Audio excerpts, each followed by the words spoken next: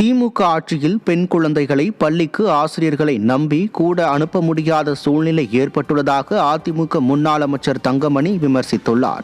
நாமக்கல் மாவட்டம் பள்ளிப்பாளையம் தெற்கு ஒன்றியம் மற்றும் ஆலாம்பாளையம் பேரூர் அதிமுக சார்பில் பூத் கமிட்டி ஆய்வுக் கூட்டமானது ஆலாம்பாளையம் பகுதியில் நடைபெற்றது. இதில் முன்னாள் அமைச்சரும் மாவட்ட கழக செயலாளருமான தங்கமணி, முன்னாள் சட்டமன்ற உறுப்பினர் பிரபு உள்ளிட்ட ஏராளமானோர் கலந்து கொண்டு பூத் கமிட்டி பணிகளை ஆய்வு செய்து ஆலோசனைகளை வழங்கினர்.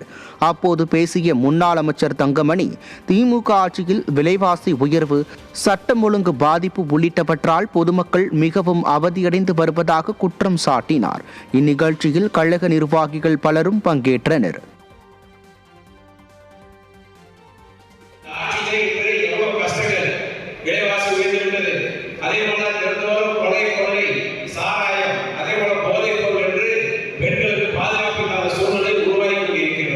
இன்று பள்ளியிலே படிக்கின்றோம் என்று சொன்னால் பெற்றோருக்கு அடுத்தபடியாக நாம் பள்ளிக்கு அனுப்புவது அந்த ஆசிரியரை நம்பிதான் அனுப்புகின்றோம். இன்று